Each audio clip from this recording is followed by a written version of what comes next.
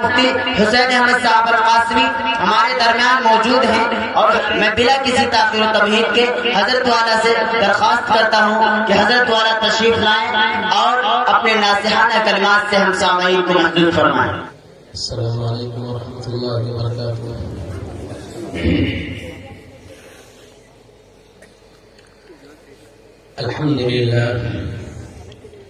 الحمد لله نحمده ونستعينه ونستغفره ونؤمن به ونتوكل عليه ونعوذ بالله من شرور أنفسنا ومن سيئات أعمالنا من يهده الله فلا مضل له ومن يضلله فلا هادي له ونشهد أن لا إله إلا الله وحده لا شريك له ونشهد أن سيدنا وحبيبنا وشفيعنا وسندنا ومولانا محمدا عبده ورسوله، أما بعد، أعوذ بالله من الشيطان الرجيم، بسم الله الرحمن الرحيم، وأما من خاف مقام ربه ونهى النفس عن الهوى فإن الجنة هي المأوى.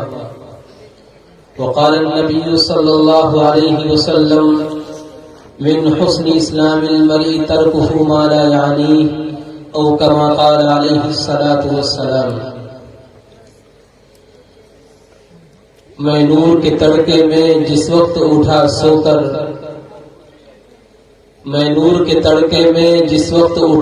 کر، اللہ کی رحمت کے دروازے کھلے پائے، آتی تھی صدا پیغام جو مانگنے والا ہو، ہاتھ اپنے عقیدت سے آگے میرے پھیلائے، جو رزق کا طالب ہو میں رزق اسے دوں گا، جو طالب جنت ہو جنت کی طرف لائے، جس کو گناہوں کی بخشش کی تمنا ہو وہ اپنے گناہوں کی کثرت سے نہ گھبرائے، وہ مائل توبہ ہو میں مائل بخشش ہوں، میں رحم سے بخشوں گا وہ شرم سے پچھتائے، یہ سن کے ہوئے جاری آنکھوں سے میری آنسو، قسمت ہے محبت میں رونا جسے آ جائے، آقائے گدا پرور سائل ہوں تیرے در پر، آقائے گدا پرور سائل ہوں تیرے در پر، میں اور تو کیا مانگوں بس تو مجھے مل جائے۔ اسٹیج پر تشریف فرما حضرات علماء کرام، معزز سامعین حضرات، پردہ نشین پیاری ماں اور بہنوں، سردیوں کی رات اور وہ بھی کافی وقت گزر چکا ہے، اتنی رات میں اتنی دل جمعی کے ساتھ یہاں پر تشریف رکھنا یقیناً میرے دوستو یہ بہت بڑی بات ہے۔ اللہ تعالی ہم سب کے بیٹھنے کو قبول فرمائے، آمین، سننے سنانے کو قبول فرمائے، آمین، جو باتیں کہی جائیں ان تمام باتوں پر عمل کرنے کی توفیق عطا فرمائے، آمین۔ حضرت مولانا عبدالقدوس صاحب نے جلسے کا عنوان بڑا عجیب سا دیا ہے، جلسے سیرت النبی و اصلاح معاشرہ، اور چانا ہے، یعنی مقرر کا بالکل خون نچوڑنا ہے، سیرت النبی کے اوپر بھی بولو اور اصلاح معاشرہ پر بھی بولو، دونوں کو ایک ساتھ جمع کیا۔ عام طریقے سے یا تو جلسے سیرت النبی ہوتا ہے یا اصلاح معاشرہ ہوتا ہے، لیکن انہوں نے دونوں موضوعات کو اکٹھا کیا ہے، اور یہ ہمارے خیال سے مشورہ ہوگا حضرت مولانا مقصود صاحب کا۔ میرا ایک مزاج ہے کہ جلسے کا جو عنوان ہوتا ہے میں اسی کے تحت گفتگو کرتا ہوں۔ اب آج بڑی دیر سے کشمکش میں ہوں کہ کس موضوع کا انتخاب کیا جائے، سیرت النبی کا انتخاب کیا جائے یا اصلاح معاشرہ کا۔ دعا کیجیے کہ اللہ تعالیٰ دونوں موضوعات پر کچھ اصلاح معاشرہ کی بات آ جائے اور کچھ سیرت النبی کی بات آ جائے، دونوں موضوعات پر اللہ تعالیٰ کچھ باتیں زبان سے ایسی کہلوا دے جو اس گنہگار کے لیے بھی مفید ثابت ہو اور آپ کے لیے بھی فائدہ مند ہو۔ میرے دوستو اگر آپ غور کریں گے تو اللہ کے پیارے حبیب ہم سب کے آقا احمد مجتبیٰ محمد مصطفیٰ صلی اللہ علیہ وسلم در حقیقت ایک بگڑے ہوئے معاشرے کی اصلاح کے لیے دنیا میں تشریف لائے تھے۔ آپ کی دنیا میں آنے سے پہلے یہ معاشرہ کس حد تک بگڑا ہوا تھا یہ آپ نے سنا ہوگا، علماء کرام کی زبانی پڑھا ہوگا، کتابوں کے ذریعے پورا معاشرہ جہالت کے اندھیرے میں ڈوبا ہوا ہے۔ لیکن میں ایک بہت تلخ بات کہتا ہوں جو شاید عام طریقے سے لوگوں کو اچھی نہیں محسوس ہوتی ہے، وہ معاشرہ جس کے بارے میں آپ سنتے ہیں کہ زمانے جاہلیت کا معاشرہ بڑا خطرناک تھا، زمانے جاہلیت کا معاشرہ بہت بیکار تھا، اللہ کے پیارے حبیب صلی اللہ علیہ وسلم اس دنیا میں تشریف لائے اور آپ نے بڑی قربانیوں کے بعد اس معاشرے کو صالح اور پاکیزہ بنایا۔ میرے دوستو، اس معاشرے سے کم کوئی گناہ آج ہم نہیں کر رہے، یہ مت سمجھیے، ہم اس کو تو خراب سمجھ رہے ہیں کہ معاشرہ بگڑا ہوا تھا، معاشرہ تباہ ہو چکا تھا، معاشرہ گناہوں کی آگ میں جل رہا تھا، گناہوں کے سیلاب میں ڈوبا ہوا تھا۔ لیکن اگر غور کریں گے آپ تو ہمارے اور کفار مکہ کے درمیان میں اس فرق کی صرف ایک چیز ہے، وہ ہے کفر اور ایمان۔ وہ کافر تھے، ہم مسلمان ہیں، لیکن جو گناہ وہ کرتے تھے وہ سارے گناہ آج ہم کر رہے ہیں۔ کفار مکہ کے یہاں کیا تھا؟ شراب پی جاتی تھی، جوا کھیلا جاتا تھا، سود لیا جاتا تھا، زنا کی جاتی تھی، قتل کیا جاتا تھا، لوگوں کی عزتوں کے ساتھ کھلواڑ کیا جاتا تھا، بےایمانی کی جاتی تھی، لوگوں کے حقوق کو دبایا جاتا تھا، زندہ بچیوں کو درگور کیا جاتا تھا، عورتوں پر ظلم کیا جاتا تھا۔ میرے دوستو، کون سا ایسا گناہ ہے جو ہم نہیں کر رہے ہیں؟ شراب ہمارے معاشرے میں عام ہوتی جا رہی ہے، زنا پھیلتا جا رہا ہے، جھوٹ ہماری زبانوں پر آ گیا ہے، غیبتیں ہم نے کرنا شروع کر دی ہیں، قتل ہمارے یہاں ہو رہے ہیں۔ کون سا ایسا گناہ ہے جو آج نہیں کر رہے ہیں؟ اس معاشرے کو تو ہم نے برا سمجھا، وہ کفار مکہ کا معاشرہ تھا۔ آج ہمارا معاشرہ گناہوں کی آگ میں جل رہا ہے، آج ہمارا معاشرہ گناہوں کی معصیت کے سیلاب میں ڈوب رہا ہے۔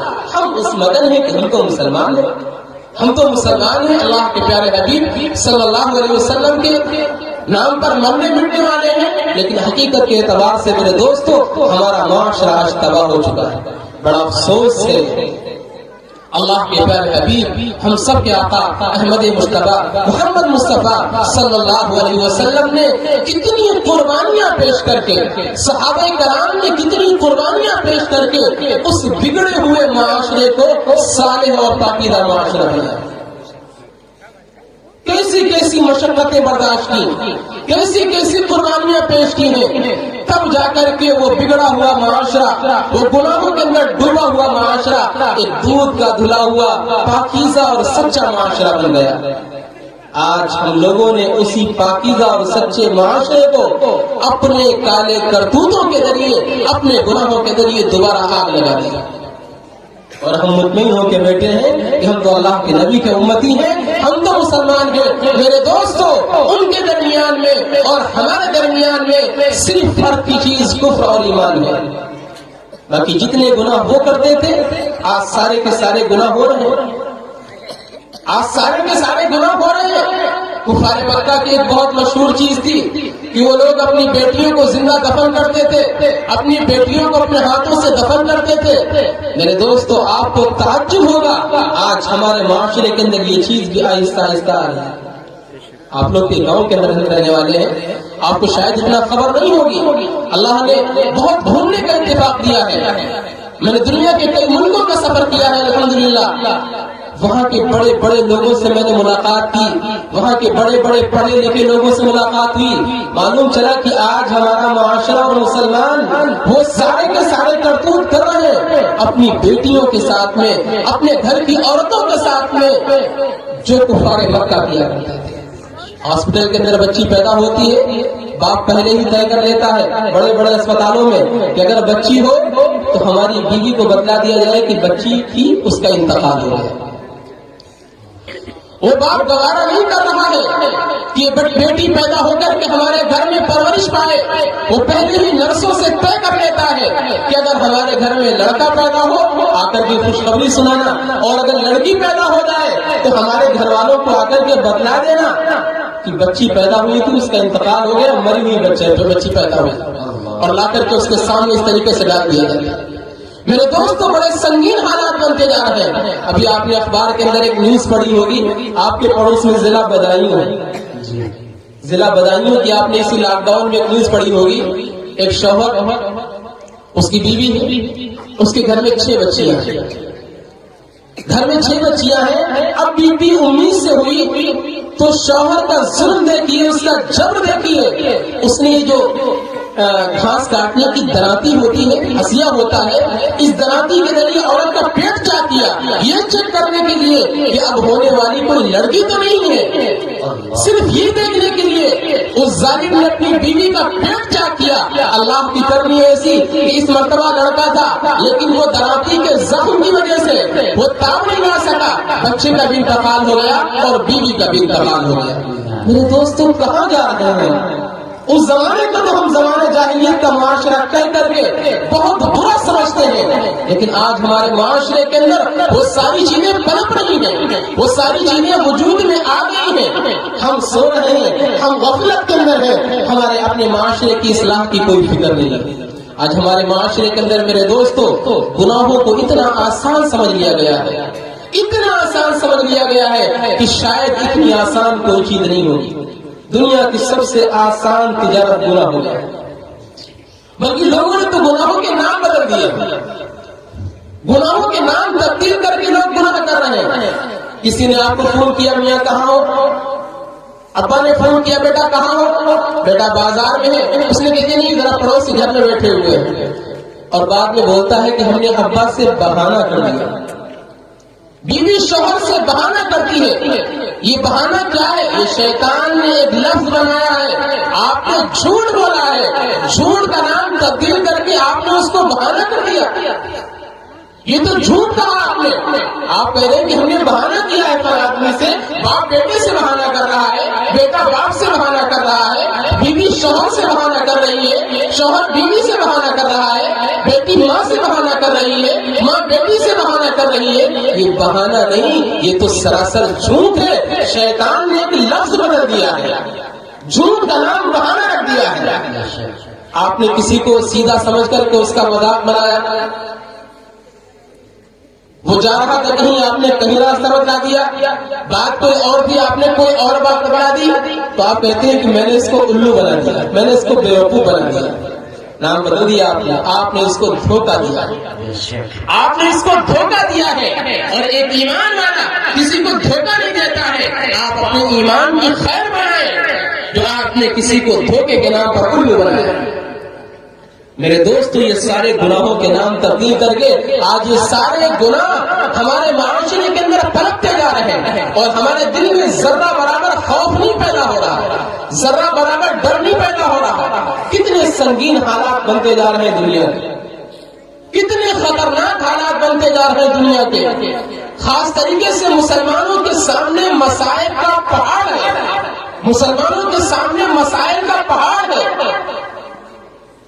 یہ مسلمانوں کے سامنے جو مسائل آئے ہوئے ہیں اور یہ مسائل پیدا ہوئے ہیں میرے دوستوں کوئی اور چیز نہیں. قرآن کہہ رہا ہے وَمَا أَصَابَكُم مِّن مُّصِيبَةٍ فَبِمَا كَسَبَتْ أَيْدِيكُمْ.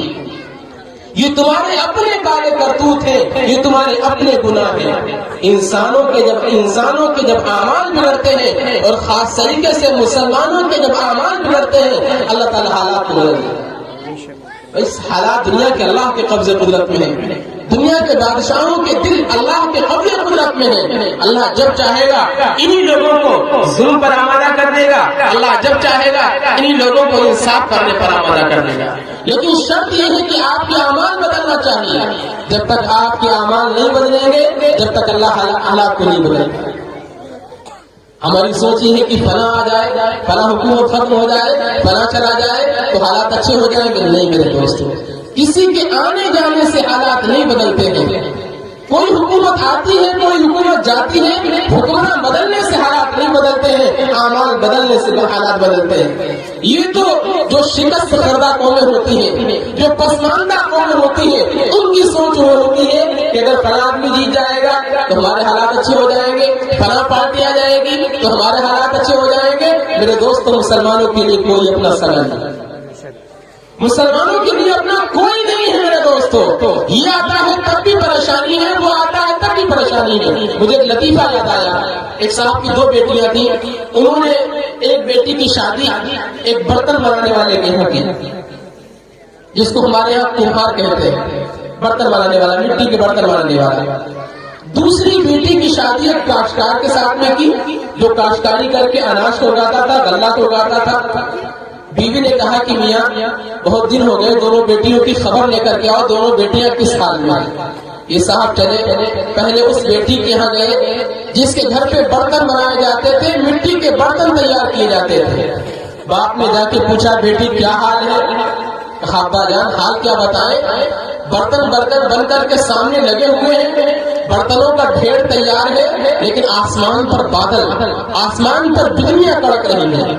اگر بارش ہو گئی، اگر آسمان سے بارش ہو گئی تو یہ سارے برتن تباہ ہو جائیں گے اور ہم تو خسارے کے اندر چلے جائیں گے، ہم برباد ہو جائیں گے.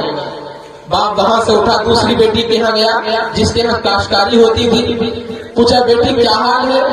بیٹی نے کہا ابا جان حال کیا بتائیں، اناج کو بو دیا گیا ہے، آسمان پر بادل اٹھے ہوئے ہیں، اگر بارش ہو جاتی ہے تو ہماری فصل لہلا جائے گی، ہم کامیاب ہو جائیں گے، ہمارے گھر میں خوشحالی آ جائے گی، ہماری فصل کامیاب ہو جائے گی. باپ خاموشی سے گھر پہ آ گیا. بیوی نے پوچھا کیا حال ہے؟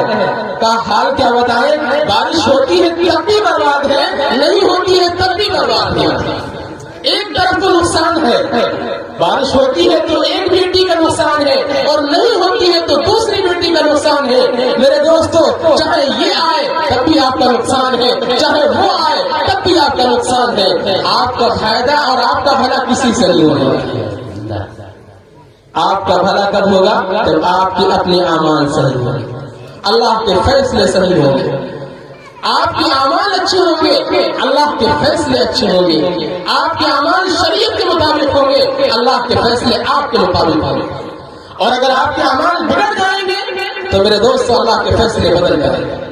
آج فیصلے بدلے ہوئے ہیں، رب دیکھ رہا ہے، اللہ ساری کائنات کا مشاہدہ کر رہا ہے. دنیا میں جو ظلم و ستم چل رہا ہے اللہ کی نگاہ سے کوئی پوشیدہ نہیں ہے، ایک ذرہ بھی اللہ کی نگاہ سے پوشیدہ نہیں ہوتا ہے. اللہ چاہے گا تو منٹوں سیکنڈوں میں حالات تبدیل کر دے گا، لمحوں کے اندر حالات تبدیل ہو جائیں گے. لیکن حالات تبدیل کرنے کے لیے آپ کو اپنے اعمال تبدیل کرنا ضروری ہے. وجہ اس کی ہے میرے دوستو، آپ کے اعمال اگر تبدیل نہیں ہوں گے تو اللہ راضی نہیں ہوگا. وہ اللہ جس نے آپ کو ساری نعمتیں دے رکھی ہیں، سر کے بالوں سے لے کر کے پیر کے ناخن تک، جس اللہ کے دیے ہوئے انعامات میں آپ گھرے ہوئے ہیں، ذرا سوچیے، تصور کیجیے، سر کے بالوں سے لے کر کے پیر کے ناخن تک اللہ نے کتنی نعمتیں آپ کو دے رکھی ہیں، کتنی بڑی بڑی نعمتیں اللہ نے آپ کو دے رکھی ہیں. میرا بھی ایکسیڈنٹ ہوا، پیر ٹوٹ گیا، آپریشن ہوا، مجھے اب اس پیر کی قدر محسوس ہو رہی ہے. آپ کے دونوں پیر صحیح سلامت ہے، ابھی آپ کو اس کی قدر محسوس نہیں ہوتی، مجھے محسوس ہو رہی ہے. انسان کا جسم اللہ نے اتنا قیمتی بنایا ہے، جسم کا ایک ایک پارٹ، ایک ایک پرجا اللہ نے اتنا قیمتی بنایا ہے میرے دوستو، آپ اس کی ابھی قدر نہیں کر رہے ہیں. یہی انسان کے جسم کا اگر کوئی عضو فوت ہو جائے، ہلاک ہو جائے، برباد ہو جائے، میرے دل میں میرے دوستو پھر آپ کے دل میں اس کی قدر ہوگی. جس اللہ نے آپ کو سر کے بالوں سے لے کر کے پیر کے ناخن تک ڈھانپ رکھا ہے، جو اللہ قسم قسم کی آپ کو نعمتیں دے رہا ہے، صبح سے لے کر کے شام تک نعمتوں کی بارش آپ پر ہو رہی ہے، کیا اس اللہ کی نافرمانی کرو گے وہ اللہ خوش رہے گا؟ اگر آپ کسی کو 100 روپے دو اور وہ آپ کا کام نہ کرے، آپ ایک مزدور کر کے لاؤ کرائے پر، اس کو آپ 200 روپے دن بھر کے لیے دو، وہ مزدور آپ کے گھر پہ آئے اور آنے کے بعد میں بیٹھا رہے، کہ آپ اس سے خوش ہو جاؤ گے؟ میرے دوستو یقین آپ خوش نہیں ہوں گے.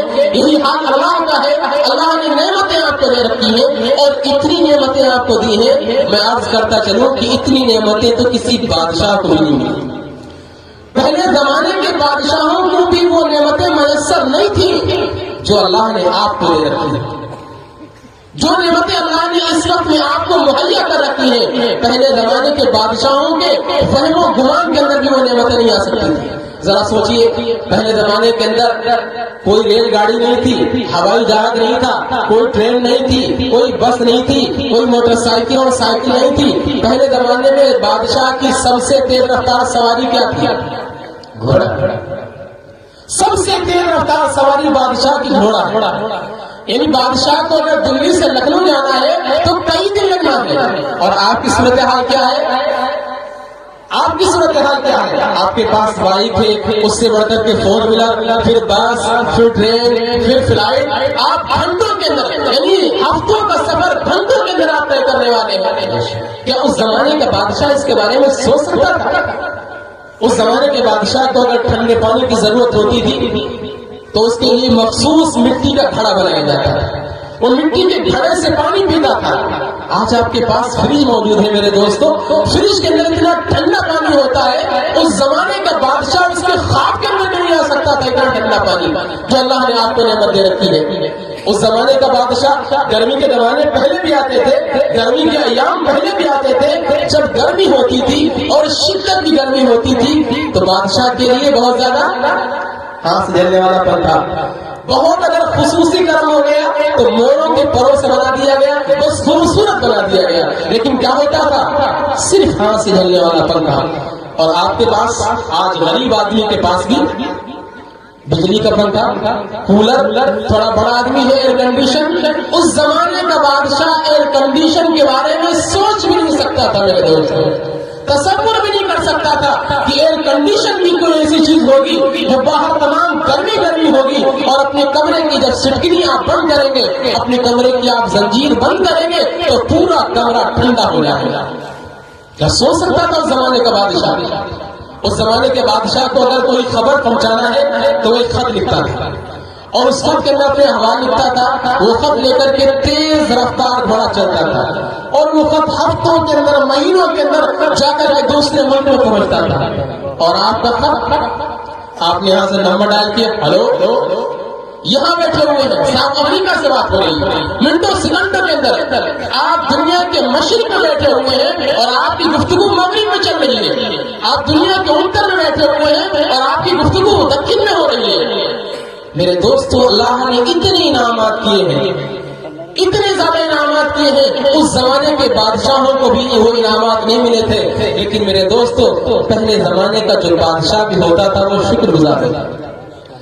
آج ہم اتنی نعمتیں حاصل کر کے، اتنی نعمتیں اللہ کے اپنے لیے استعمال کر کے، اس کے باوجود بھی اللہ کا شکر نہیں ادا کر رہے. ذرا سوچیے اللہ نے کتنی نعمتیں آپ کو دی ہے. اگر میں نعمتیں آپ کو گناتا رہوں میرے دوستوں صبح ہو جائے گا.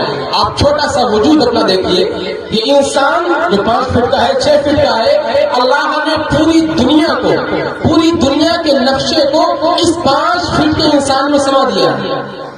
اب غور تو کیجیے، آپ غور کر کے دیکھیے اللہ نے کیسے سارے عالم کو اس انسان کے اندر بٹھایا ہے. دیکھیے آسمان میں دو بلب ہوتے ہیں، ایک چاند ایک سورج. اللہ نے آپ کے یہاں 2 آنکھیں لگا دی، ایک داہنی آنکھ ہے ایک بائیں آنکھ ہے. دنیا کے اندر جتنی بھی زمین ہوتی ہے وہ 2 قسم کی ہوتی ہے. ایک زمین وہ ہوتی ہے جس کے اوپر کوئی سبزہ نہیں ہوتا ہے، جس کو آپ بنجر کی زمین کہتے ہیں. اور ایک زمین وہ ہوتی ہے جس کے اوپر سبزہ اگتا ہے، ہریالی اگتی ہے. اللہ نے ہمارے جسم میں 2 قسم کی کھال بنائی ہے.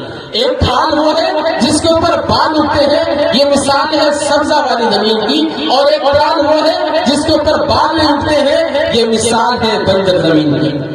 اللہ نے اس زمین کے اندر نہریں بنائی، دریا بنائے، بڑے بڑے چشمے اگائے. اللہ نے انسان کے جسم میں نسیں بنا دی ہیں. ان نسوں کے ذریعے پورے جسم کے اندر خون دوڑ رہا ہے. یہ مثال ہے دریا اور سمندر کی، یہ مثال ہے چشموں کی. میرے دوستو، اللہ نے جنگل بنایا، جنگل کے اندر جانور بنائے. اللہ نے آپ کے سر میں بال بنا دیے، ان بالوں کے اندر جو ڈال دی. آپ غور کر کے دیکھیے اللہ نے زمین بنائی. جب یہ زمین بنائی، علماء کرام موجود ہیں، جب یہ زمین بنائی تو یہ زمین ڈاواڈول ہو رہی تھی، ایسے ہی نہیں تھی. اللہ نے پہاڑوں کی میخیں گاڑ دی، والجبال اوتادا، پہاڑوں کی میخیں گاڑ دی. زمین اپنی جگہ پر رک گئی. اگر میرے دوستوں میرا گوشت بغیر ہڈیوں کے ہوتا تو یہ گوشت ڈاواڈول ہوتا ہے، گوشت زندہ رہتا. اللہ نے ہمارے اندر ہڈیوں کا ایک پہاڑ بنا دیا ہے، اس پہاڑ نے ہمارے اس گوشت کو روک لیا ہے. آپ غور کیجیے اپنے اندر، اللہ نے ساری دنیا کو، پورے عالم کو آپ کے اندر سما دیا. ایک چھوٹا سا وجود آپ کا 5 فٹ کا وجود ہے، اللہ نے ساری دنیا کا نقشہ آپ کے اندر کھینچ دیا ہے. اس کے باوجود بھی میرے دوستو ہم اللہ کا شکر نہیں ادا کرتے اور اللہ کی نافرمانی کرتے ہیں. آپ کیا تھے؟ آپ کے پاس کیا تھا؟ جب آپ پیدا ہوئے تھے آپ ہاتھ بھی نہیں ہلا سکتے تھے، آپ زبان سے بول بھی نہیں سکتے تھے، آپ پیر سے چل بھی نہیں سکتے تھے۔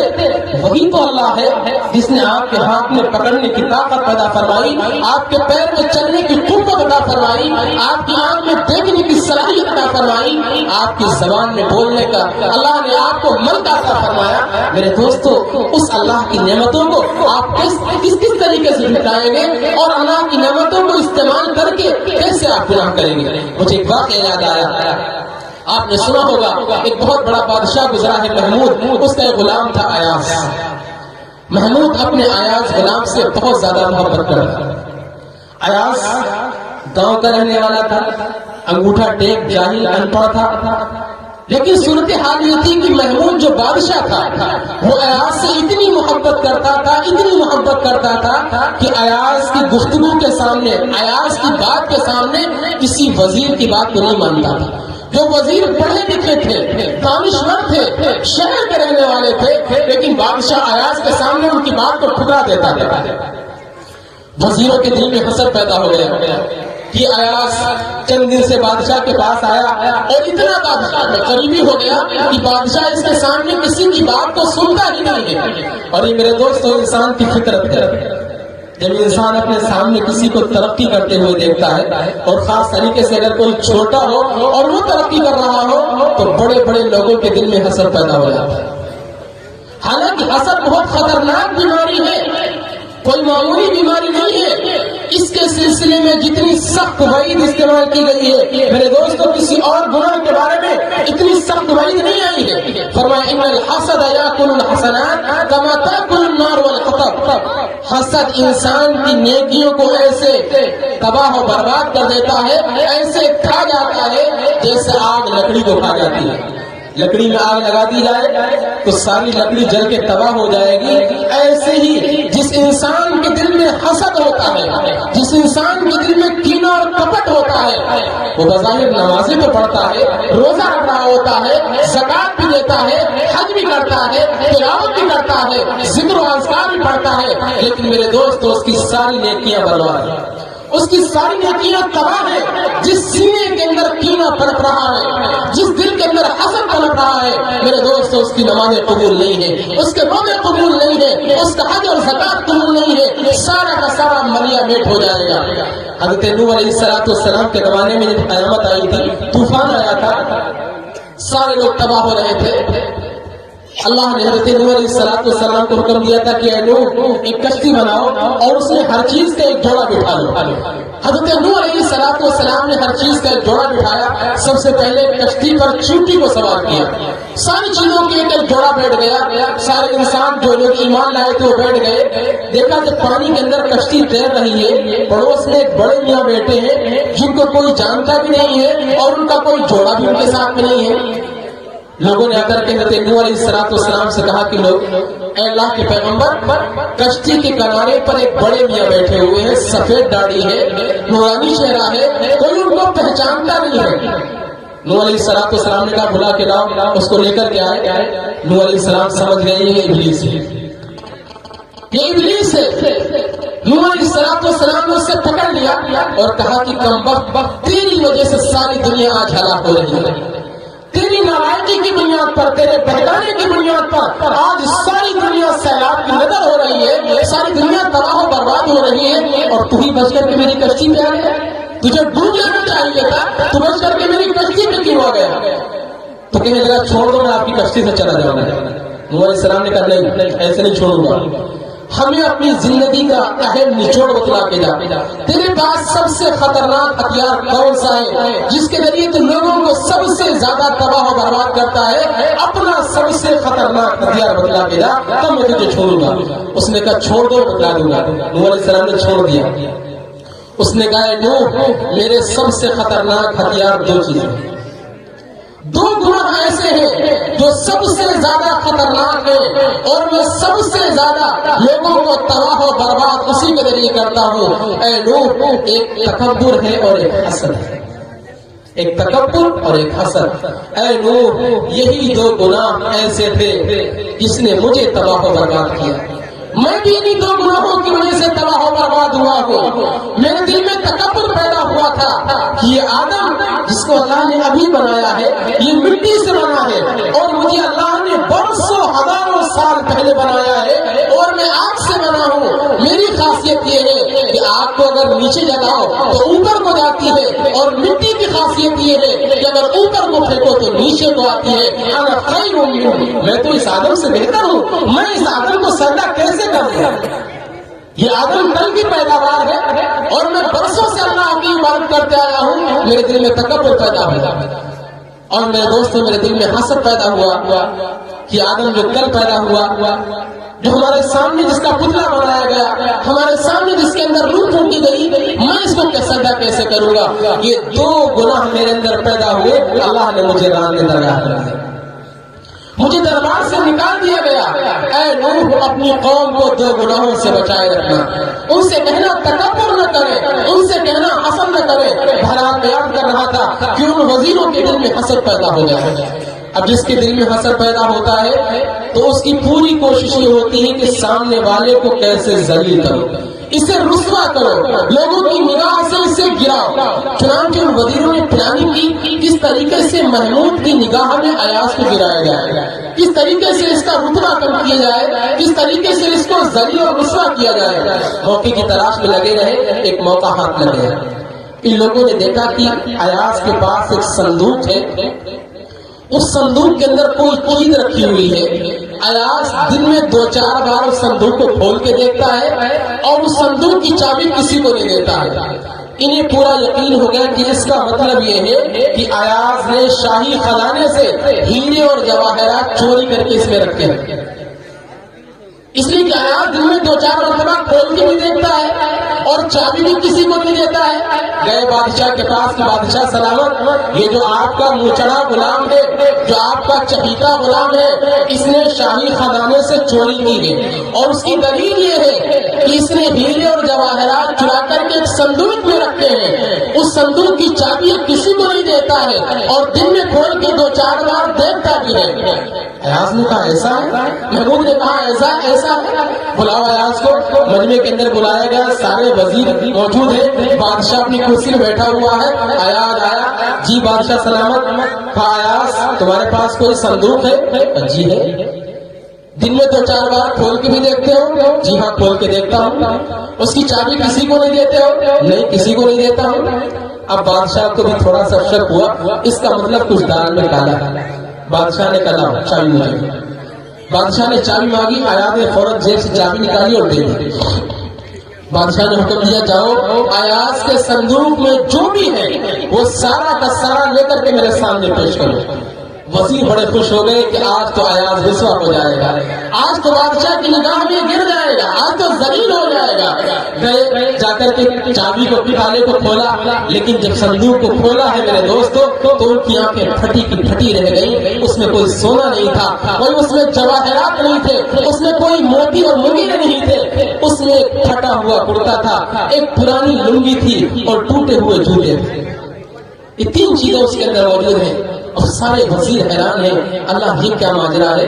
پھٹا ہوا کرتا، پرانی لنگی، ٹوٹے ہوئے جوتے. لیکن بادشاہ نے کہہ دیا تھا کہ جتنا بھی ہے لا کر کے میرے سامنے پیش کرو. بادشاہ کے سامنے لا کے تینوں چیزیں رکھ دی گئی. بادشاہ دیکھ کے مسکرایا. کہا ایاز یہ کون سا ایسا قیمتی سامان ہے جس کو تم دن میں 2-4 بار کھول کے دیکھتے تھے اور جس کی چابی تم کسی کو نہیں دیتے تھے؟ میرے دوستو ایاز نے جو جواب دیا ہے وہ جواب آپ کو سنانا ہے. ایاز نے کہا ذرا غور سے سنیے گا میرے دوستو، بیدار ہو کے سنیے گا. ایاز نے کہا بادشاہ سلامت، جب میں پہلی بار گاؤں سے چل کر کے آپ کی خدمت میں حاضر ہوا تھا میرے جسم کے اوپر یہی پھٹا ہوا کرتا تھا، یہی پرانی لنگی تھی اور یہی ٹوٹے ہوئے جوتے تھے. آج جو ہمارے جسم پر بہترین لباس ہے، ہمارے پیر میں جو شاندار جوتا ہے، یہ سب آپ کا عطیہ ہے. میں روزانہ کھول کے اس لیے دیکھتا تھا کہ ایاز تیرے پاس تو کچھ بھی نہیں تھا، جب تو آیا تھا تیرے پاس کچھ بھی نہیں تھا، پھٹا ہوا کرتا تھا، پرانی لنگی تھی، ٹوٹے ہوئے جوتے تھے. ایاز بادشاہ کی کبھی نافرمانی مت کرنا. میرے دوستو ہم تو ایاز سے بھی گئے گزرے ہو گئے، ہم تو ایاز سے بھی گئے گزرے ہو گئے. جب ہم اس دنیا میں آئے تھے کون سا ہمارے پاس لباس تھا، کون سے ہمارے پیر میں جوتے تھے، کون سا ہمارے پاس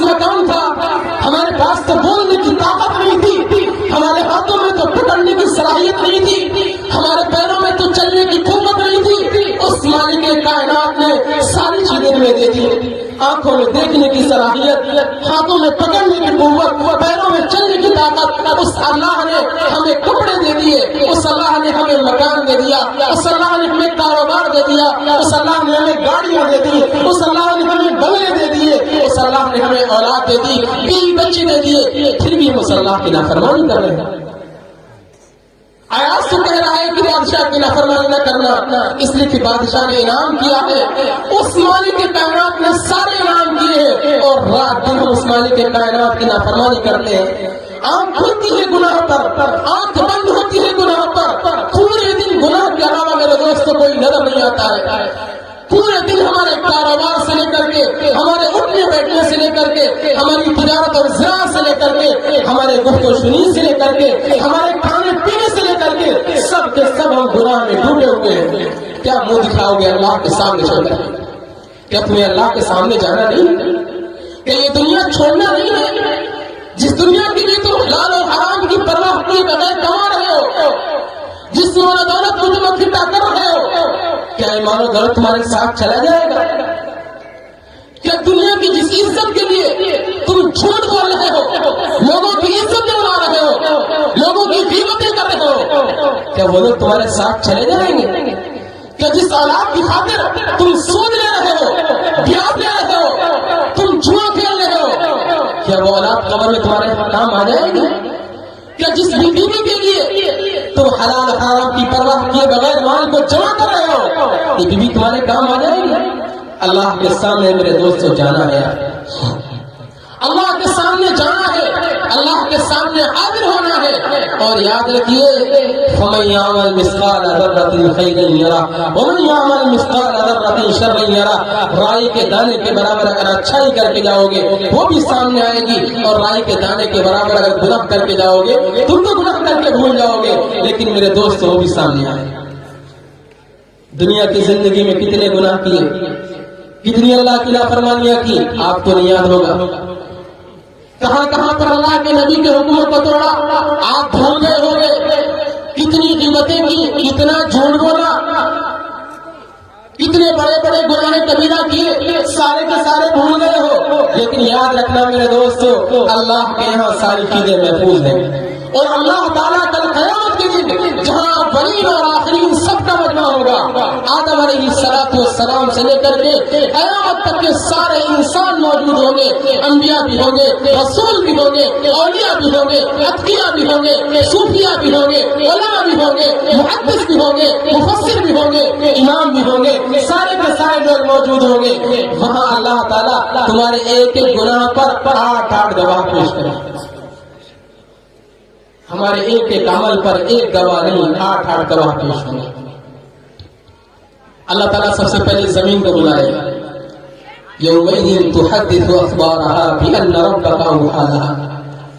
زمین کے جس حصے پر آپ نے گناہ کیا ہے، آپ بھول گئے کہاں کہاں گناہ کیا، آپ بھول گئے کہاں کہاں ہم نے غیبتیں کی ہیں، لیکن زمین کا وہ حصہ آپ کا موبائل فون ہے، آپ کا کیمرہ ہے۔ اس طریقے سے کیمرے کے ذریعے ہم جہاں چاہتے ہیں فوٹو لے لیتے ہیں، جس چیز کا چاہتے ہیں ریکارڈ محفوظ کر لیتے ہیں۔ زمین کا وہ حصہ ہمارا سارا فوٹوز اور ہمارے سارے ویڈیو اس نے بنائے ہیں، اللہ کے سامنے ساری فلم نقل کر دی جائے گی۔ دیکھو یہ بندہ ہے جس نے ہماری دھرتی کے اوپر فلاں جگہ پر ہمارے اوپر گناہ کیا تھا۔ زمین کا وہ سارا حصہ جہاں آپ نے جرم کیے ہیں، جہاں آپ نے کھڑے ہو کر کے پاپ کیے ہیں، جہاں آپ نے گناہوں کا ارتکاب کیا ہے، میرے دوستو وہ سارے کے سارے زمین کے ٹکڑے، وہ زمین کو دھرتی کے حصے اللہ کے سامنے بولیں گے، یومئذ تحدث اخبارها بأن ربك اوحى لها۔ رب کا حکم ہوگا، زمین کہے گی اے اللہ میرے سامنے یہ فوٹو موجود ہے، یہ کیمرے کے ذریعے ہم نے اپنے کیمرے کے ذریعے سارا ویڈیو اور ساری پکچر بنائی۔ سب سے پہلا گواہ اللہ زمین کو پیش کرے گا، دوسرا گواہ وہ زمان دن کے جس حصے میں آپ نے گناہ کیا ہے، جس گھڑی کے اندر جتنے بڑے آپ نے گناہ کیا ہے، وہ حصہ وہ گھڑی آپ کے پاس آئے گا۔ ینادی کل یوم انا یوم جدید وانا فیما تعمل فی شہید۔ جب صبح ہوتی ہے تو دن جو ہمیں دکھائی نہیں دیتا ہے، یہ دن اعلان کرتا ہے اور کہتا ہے کہ اے بندے ذرا ہوشیار رہنا، دن کے جس حصے میں تو گناہ کرے گا میں اللہ کے سامنے گواہی دوں گا۔ اگر آپ نے 12 بجے گناہ کیا ہے، آپ گناہ کا ٹائم بھول چکے ہیں، لیکن دن کا وہ حصہ محفوظ کر لیا گیا ہے، وہ حصہ موجود کر لیا گیا ہے، دن کا وہ حصہ آپ کے سامنے گناہ کرے تو گواہی دے گا اللہ کے سامنے۔ یہ 2 گواہ پیش ہو جائیں گے، یہ دونوں خارجی گواہ ہیں، زمین اور زمان یہ دونوں پیش ہو گئے تو اللہ تبارک و تعالیٰ کہے گا یہ جو زبان چل رہی ہے اس زبان کو گواہی کے طور پر پیش کیا جائے گا۔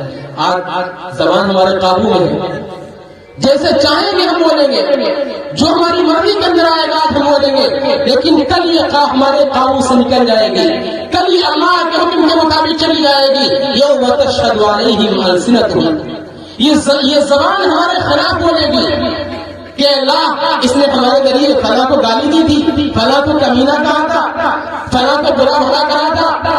یہ زبان جو آج ہمارے قابو کے اندر ہمارے کنٹرول میں ہے، میرے دوستو یہ زبان ہمارے سارے گناہوں کو بیان کرے گی۔ آج دنیا میں کسی کو گالی دینا بہت آسان ہے، کسی کو برا بھلا کہنا بہت آسان ہے، کسی کی عزت اتارنا زبان کے ذریعے بہت آسان ہے، لیکن میرے دوستو زبان سے نکلا ہوا ایک ایک جملہ، زبان سے نکلا ہوا ایک ایک کلمہ یہ اللہ کے سامنے خود زبان بتائے گی۔ آج دنیا میں دل دکھا لیجیے، زبان کے بول بول کے دنیا میں لوگوں کا دل دکھا لیجیے، کل یہی زبان ہمارے خلاف گواہ بن کے پیش آئے گی۔ میرے دوستو آج کل ہمارے ذہن کے اندر ایک رہتا ہے کہ چلو دنیا کے اندر مستی کر لو، جو ہوگا سو دیکھا جائے گا، دیکھ لیا جائے گا، زبان گواہی دے گی، فلاں گواہی دے گی۔ یاد رکھیے یہ مسئلہ بہت سنگین ہے۔ اللہ نے اگر سوال کر لیا کہ بول تو نے زبان کے ذریعے فلاں کی بے عزتی کیوں کی تھی، فلاں کو گالی کیوں دی تھی، تو اللہ کے سامنے جواب نہیں دے پاؤ گے، اللہ کے سامنے کھڑے نہیں ہو پاؤ گے۔ وہاں تو بڑے بڑے انبیاء کانپ رہے ہوں گے، بڑے بڑے رسول کانپ رہے ہوں گے۔ حضرت عبد القادر جیلانی رحمۃ اللہ نے اپنی کتاب کے اندر لکھا ہے حضرت عیسیٰ علیہ السلام جو اللہ کے پیغمبر بھی ہیں، اللہ کے رسول بھی ہیں، اللہ کے چہیتے بھی ہیں، کل قیامت کے دن جب یہودیوں کو بلایا جائے گا تو یہودیوں سے اللہ پاک پوچھیں گے کہ اے یہودی قوم، تم نے ہمیں چھوڑ کر کے یعنی اللہ کو چھوڑ کر کے عیسیٰ کو اور مریم کو اپنا خدا کیوں بنایا تھا؟ یہ یہودی مکار قوم دنیا کے اندر سب سے بڑی جھوٹی ہے، وہاں بھی اللہ کے سامنے جھوٹ بولے گی کہ اللہ ہم نے اپنی مرضی سے نہیں بنایا تھا، بلکہ ہمارے جو پیغمبر عیسیٰ ہیں، عیسیٰ علیہ السلام نے ہم سے کہا تھا کہ اللہ کو خدا مت بناؤ، ہمیں اور ہماری ماں کو معبود بناؤ۔ تو میرے دوستو اللہ تعالیٰ عیسیٰ علیہ السلام کو بلائیں گے، عیسیٰ علیہ السلام سامنے موجود ہوں گے، اللہ تعالیٰ صرف ایک سوال کرے گا۔ عیسیٰ علیہ السلام بھی جان رہے ہیں کہ اللہ تعالیٰ صرف اتمام حجت کے لیے پوچھ رہا ہے، اللہ جانتا ہے کہ میں نے اللہ کو چھوڑ کر کے اپنے آپ کو معبود نہیں کہلوایا تھا، لیکن اس کے باوجود کیا صورتحال ہوگی؟ شیخ عبد القادر جیلانی رحمۃ اللہ نے لکھا ہے کہ جب اللہ تبارک و تعالیٰ حضرت عیسیٰ علیہ السلام سے اتنا سوال کریں گے، انت قلت للناس، اے عیسیٰ کیا تم نے لوگوں سے کہا تھا؟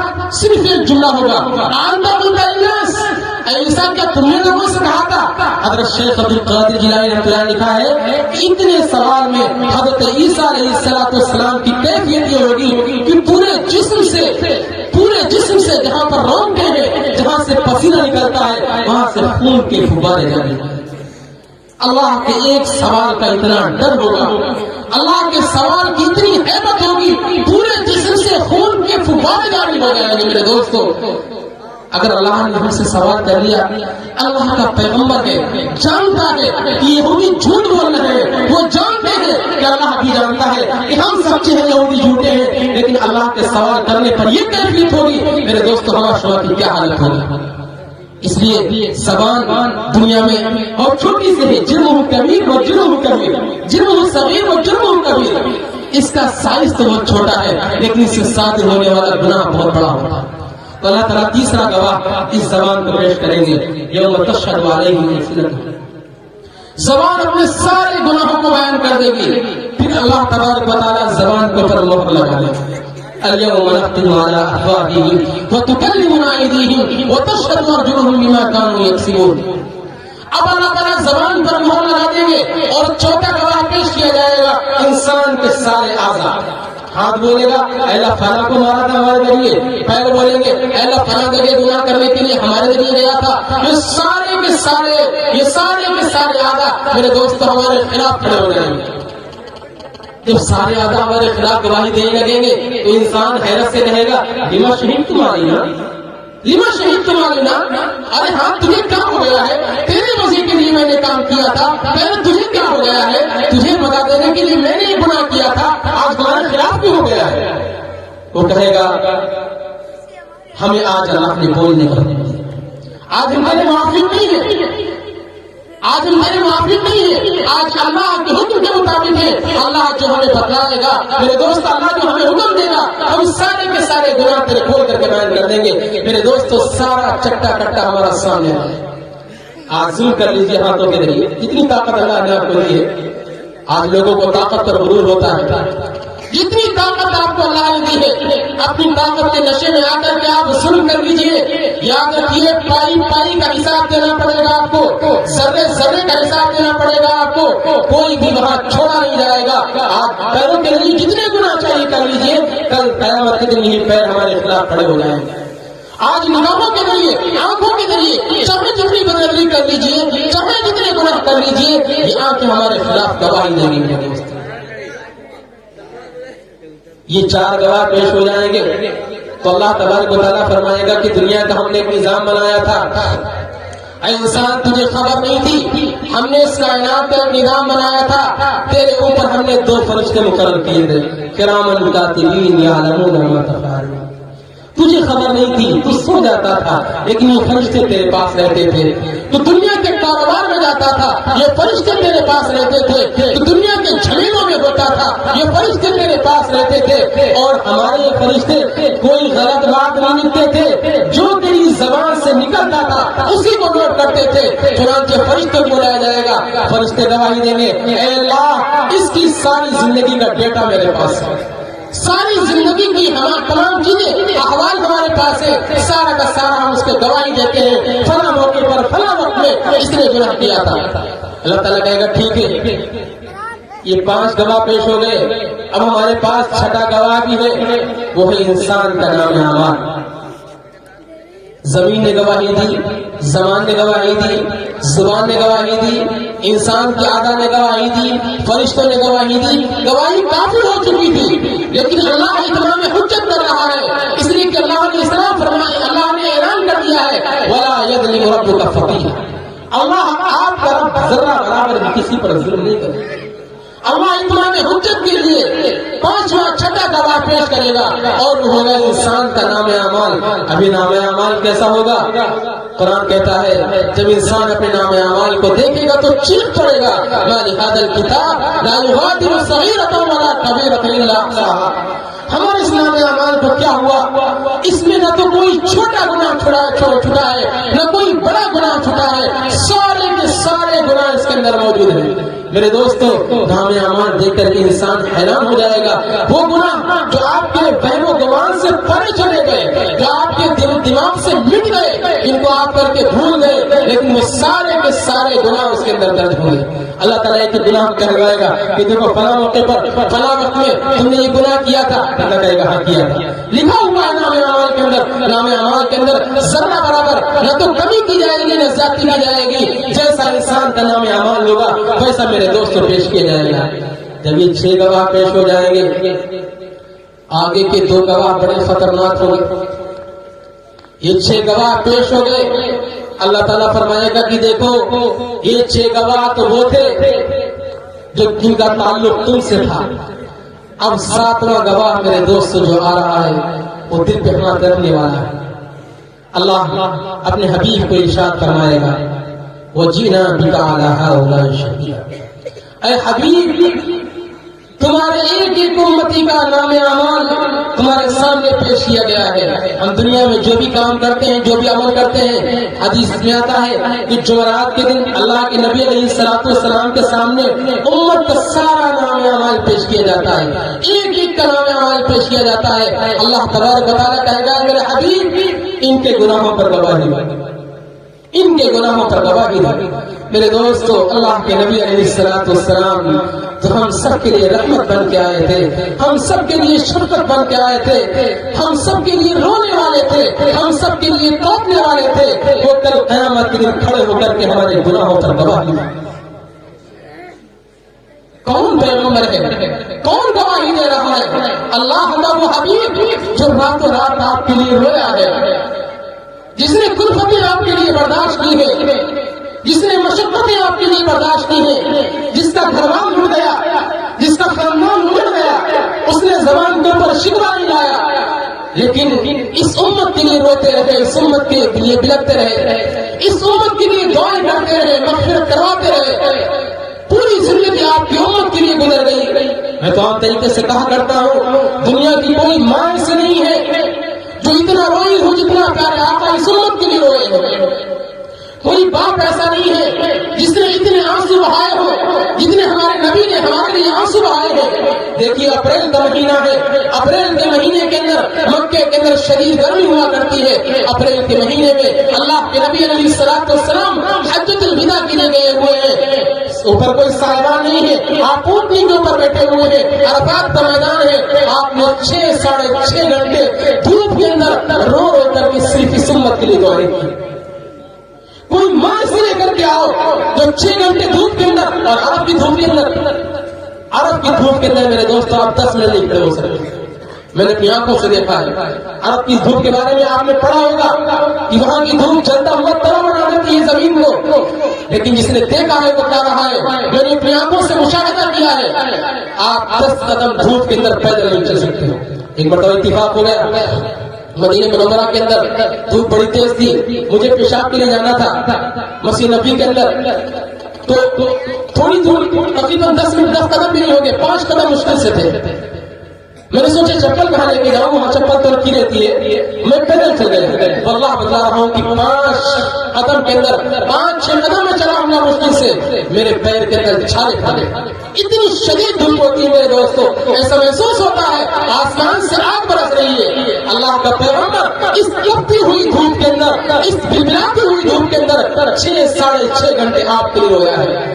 وہاں آپ نے 6-6.5 گھنٹے صرف امت کے لیے دعائیں مانگی ہیں، حسن و حسین کے لیے نہیں مانگی، عثمان و علی کے لیے نہیں مانگی، فاطمہ و عائشہ کے لیے نہیں مانگی۔ آپ کو معلوم تھا، آپ کو وحی کے ذریعے بتلا دیا گیا تھا کہ عثمان کو مدینے میں 40 دن بھوکا اور پیاسا رکھ کے شہید کیا جائے گا۔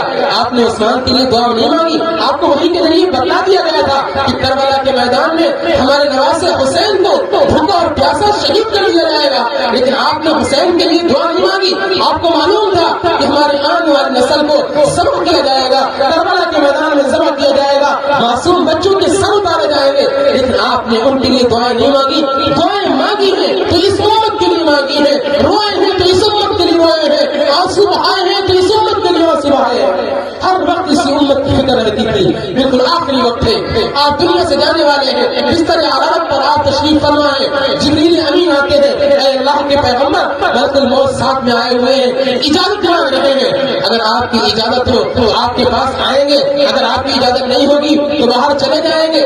اللہ کے نبی علیہ السلام نے فرمایا بلاؤ، ملک الموت آئے، سلام کیا، بیٹھ گئے۔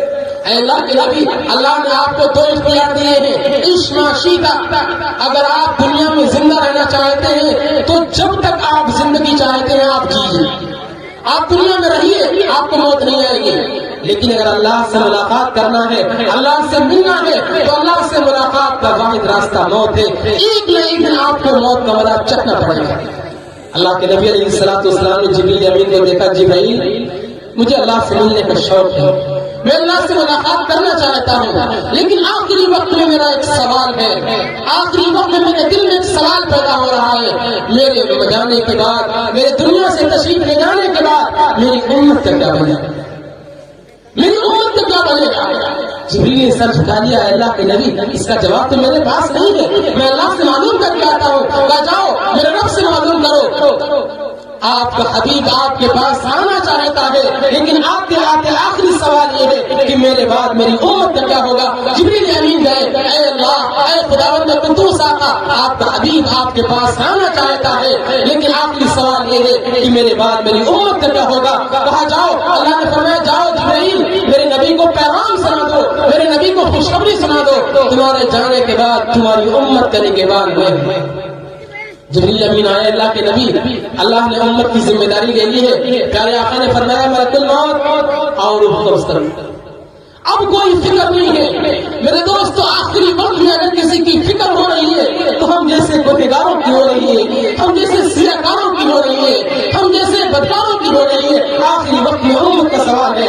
آخری وقت میں یہ سوال نہیں کیا فاطمہ کے گھر میں چولہا نہیں جلا ہے وہاں کیا بنے گا، عائشہ کے گھر میں کھانے بنی ہے وہاں کیا بنے گا، حسن و حسین بھوک سے ملک رہے ہیں وہاں کیا بنے گا۔ نہیں میرے دوستو، آخری وقت میں سوال ہے تو صرف امت کا سوال ہے۔ اور کل قیامت کا دن ہوگا۔ روایات کے اندر ہے کہ کل قیامت کے مجمع میں اللہ تعالیٰ سارے مجمع کے اندر انبیاء علیہ السلام کے لیے ممبر بچھوائے گا۔ سارے نبیوں کا اپنا ایک ممبر ہوگا۔ حضرت آدم علیہ السلام کا ایک ممبر، حضرت نوح علیہ السلام کا ایک ممبر، ہر نبی کا ایک ممبر ہوگا۔ ہر نبی اپنے اپنے ممبر پر بیٹھ جائے گا۔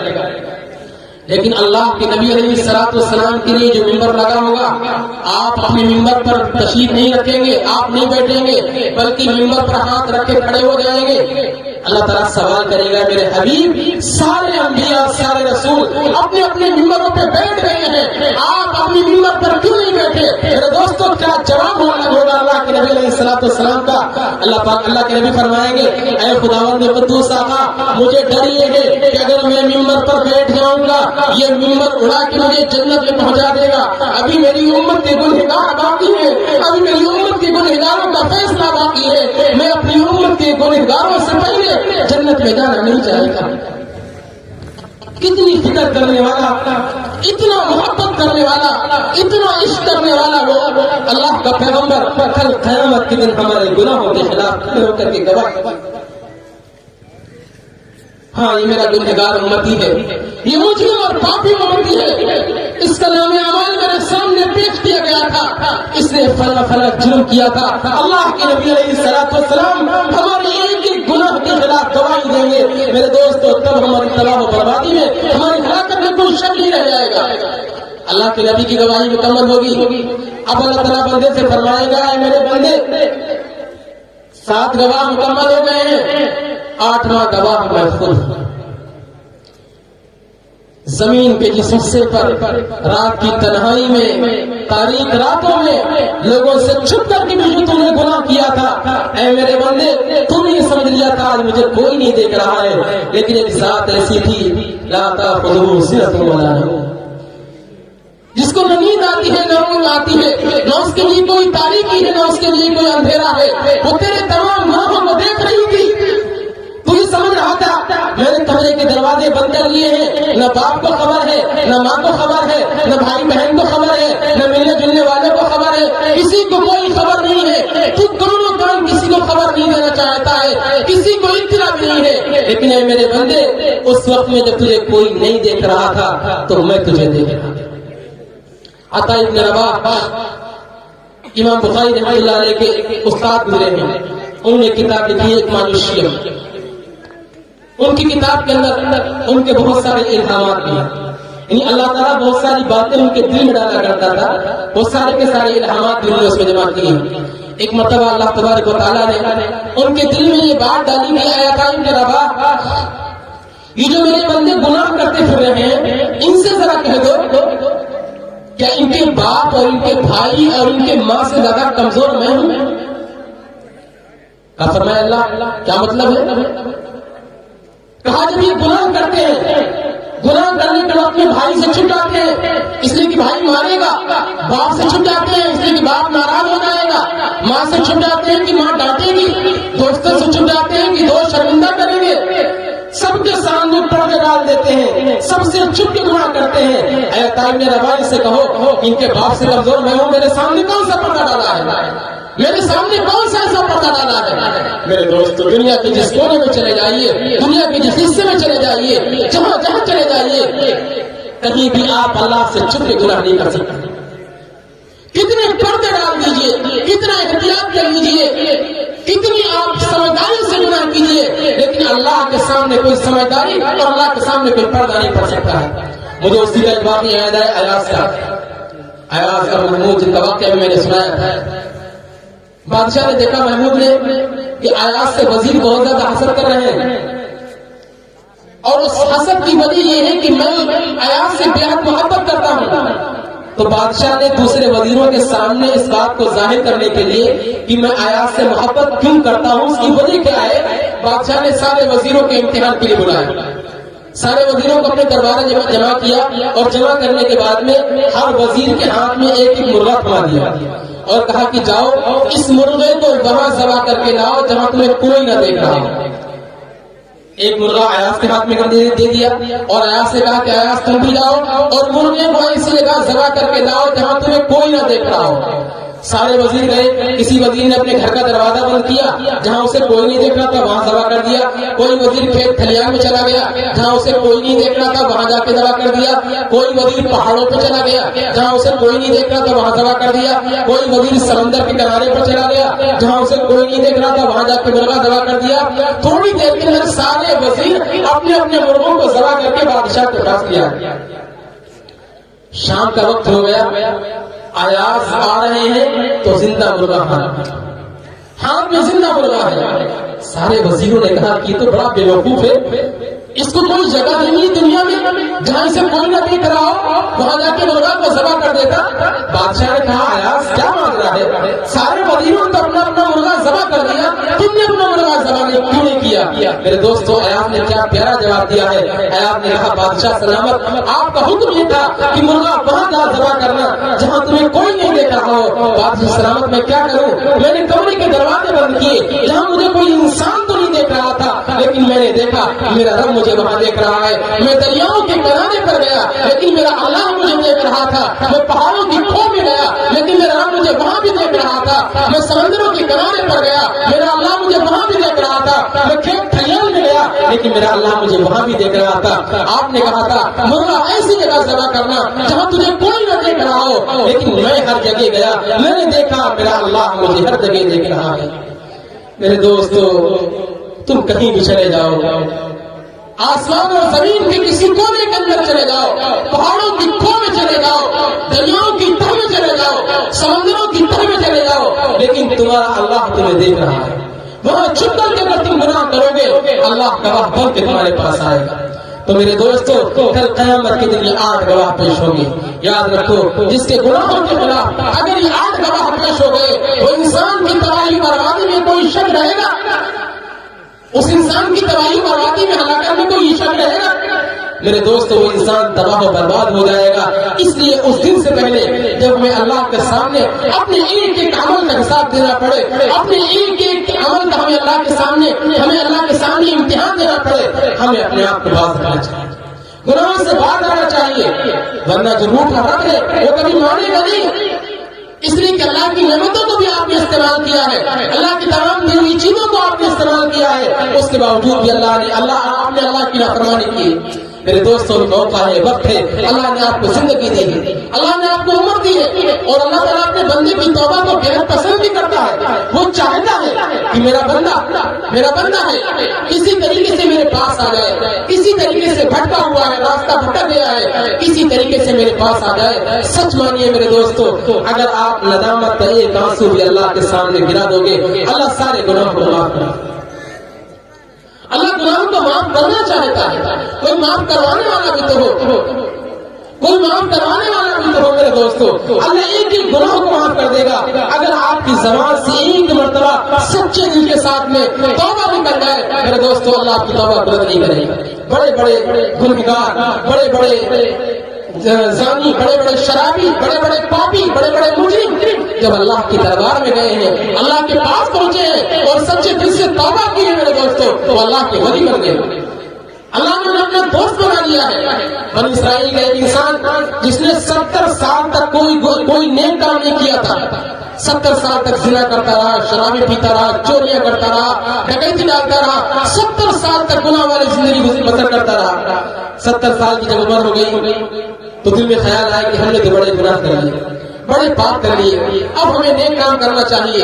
ابھی دل میں خیال ہی آتا ہے، اسی خیال سے وہ چپل پہننے کے لیے اپنے پیر کو نیچے اتارتا ہے.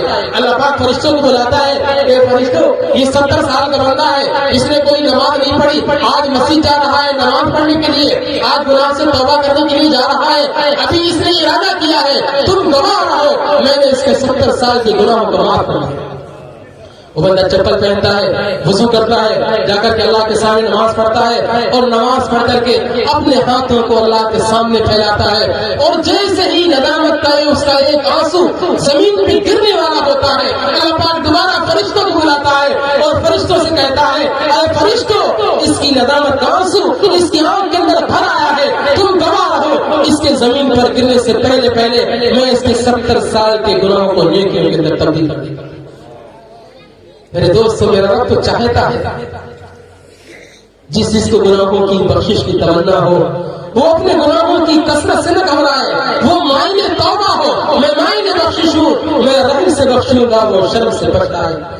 آپ پچھتا کے دیکھیے میرے دوستو، اللہ کے سامنے سر جھکا کے دیکھیے، اللہ کے سامنے ندامت کا آنسو بہا کے دیکھیے.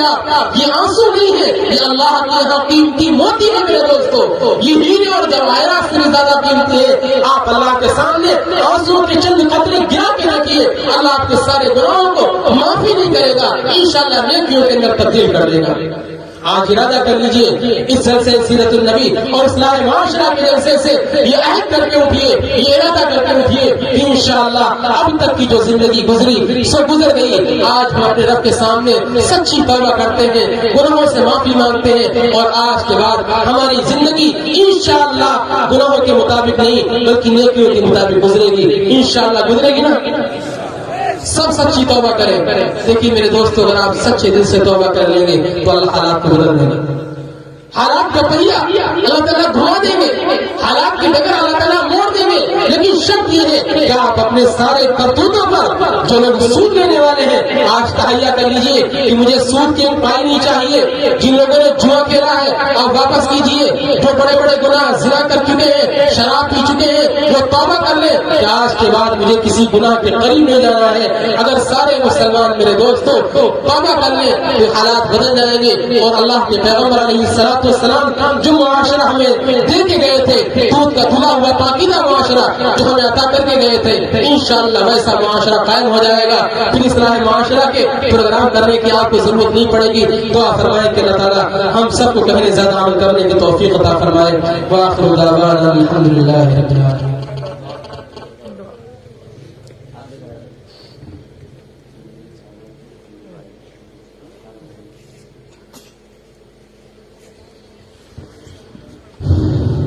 دعا کر لیجیے.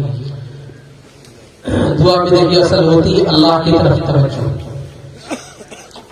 رات کے اتنا پہر گزر چکا ہے، اگر پوری توجہ کے ساتھ میں اللہ سے مانگیں گے تو انشاءاللہ اللہ تعالیٰ رد نہیں کرے گا. اس کے لیے آپ خالی جگہوں کو بھر لیجیے، جو خالی جگہ پڑی ہوئی ہے آگے بڑھائیے، مل مل کے بیٹھیے اور اللہ سے رو رو کی مانگیے، اللہ دعائیں قبول کریں گے انشاءاللہ.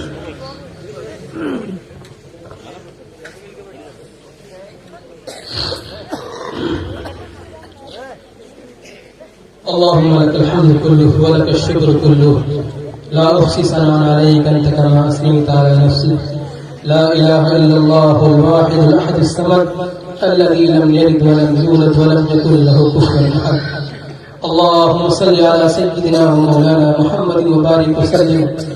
اللهم صل على سيدنا ومولانا محمد وبارك وسلم. لا إله إلا أنت سبحانك إني كنت من الظالمين. لا إله إلا أنت سبحانك إني كنت من الظالمين.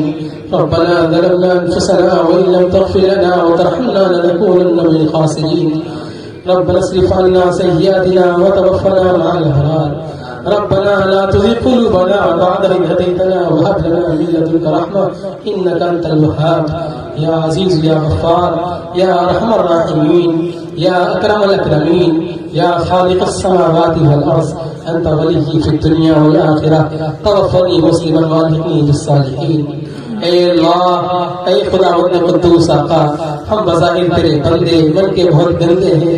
اے اللہ ہمارے منوں کی گندگی کو دور فرما دے. اے اللہ ہمارے منوں کی گندگی کو دور فرما دے. اے اللہ مدتیں گزر گئی گناہ کرتے ہوئے. اے خداوند قدوس آقا ہم نے بڑے گناہ کیے ہیں. اے اللہ ہم نے زبان کے ذریعے بھی گناہ کیے ہیں. یہ زبان تیرے سامنے بولنے کے لائق نہیں ہے. اے اللہ ہاتھوں کے ذریعے بھی گناہ کیے ہیں. یہ ہاتھ تیرے سامنے اٹھنے کے لائق نہیں ہے.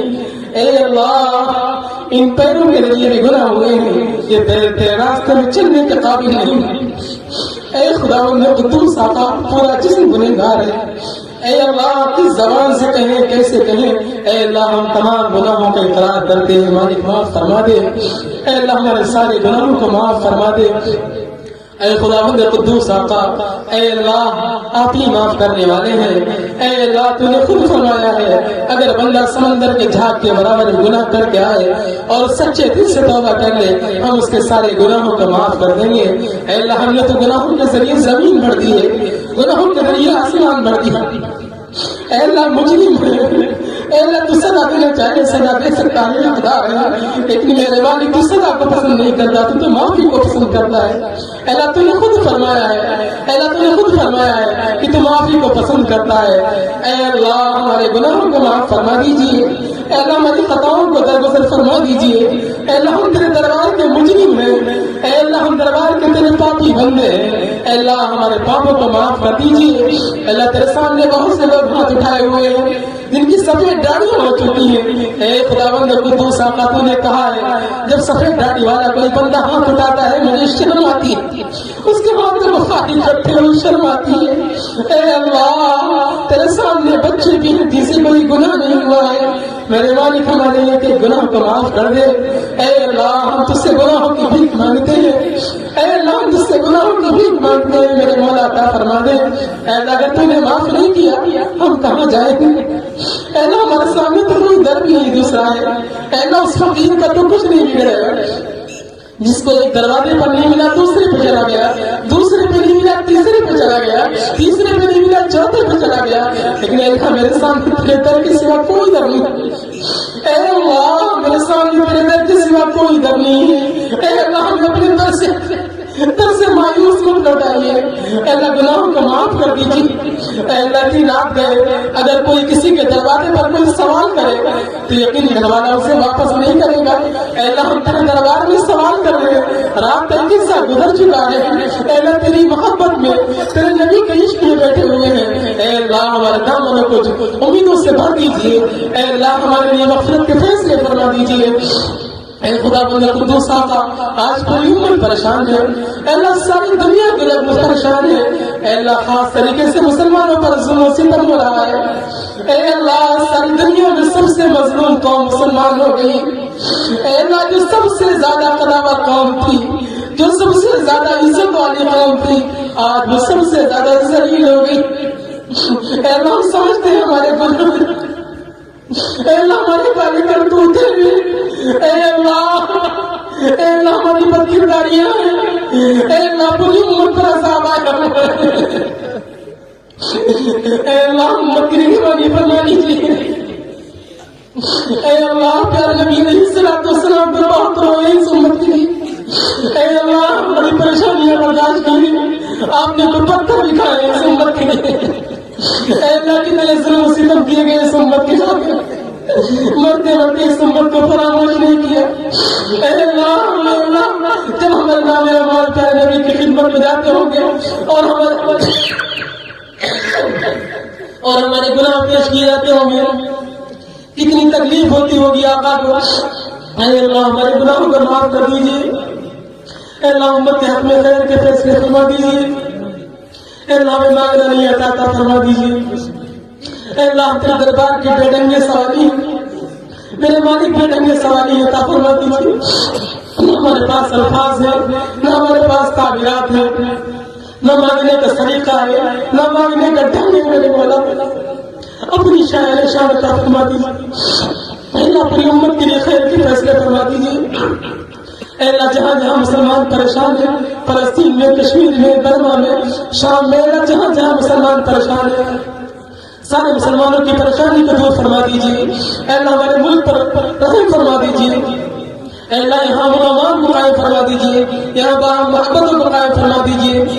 اے اللہ یہاں جو نفرت لوگ پیدا کرنا چاہتے ہیں اللہ انہیں ختم فرما دیجیے، اے اللہ انہیں مٹا دیجیے، اے اللہ اے خدا بند قدوس آقا بہت سے لوگ پریشان ہیں ان کی پریشانی کو دور فرما دیجیے، اے اللہ کچھ لوگ بیمار ہیں، کچھ لکھیم پور بھرتی ہیں، کچھ لکھنؤ میں ہیں، اے اللہ تو سب کچھ شفا عطا فرما دیجیے، اے اللہ کچھ بیمار ایسے ہیں جن کو ڈاکٹروں نے لا علاج بیماری کہہ دیا ہے، میرے مالک یہ ساری بیماریاں لا علاج دنیا کے ڈاکٹروں کے حساب سے ہیں، آپ کے یہاں کوئی بیماری کا علاج نہیں ہے، اے اللہ تو اپنی شفا کے خزانے سے سارے بیماروں کو شفا عطا فرما دے، اے اللہ سارے مقروضوں کے قرضے کی ادائیگی کی صورتیں پیدا فرما دے، اے اللہ ہمارے حال پر رحم فرما دے، اے اللہ ہماری حسنات کو قبول فرما دیجیے، ہماری سیئات کو درگزر فرما دیجیے، اے اللہ ہمیں مانگنا نہیں آتا عطا فرما دیجیے، اے اللہ جو مانگنے سے رہ گیا وہ بھی عطا فرما دیجیے، اے اللہ ہماری تمام امیدوں کو پورا فرما دیجیے، ہماری مائیں بہنیں بیٹھی ہیں، اے اللہ ان کے دلوں میں جو خواہشات ہوں جو تمنائیں ہوں اے اللہ سب کو پورا فرما دیجیے، اے اللہ ہماری تمام دعاؤں کو پیارے آقا صلی اللہ علیہ وسلم کے صدقے طفیل میں قبول فرما لیجیے، ربنا تقبل منا انک انت السمیع العلیم وتب علینا انک انت التواب الرحیم، جزا اللہ عنا محمد صلی اللہ علیہ وسلم۔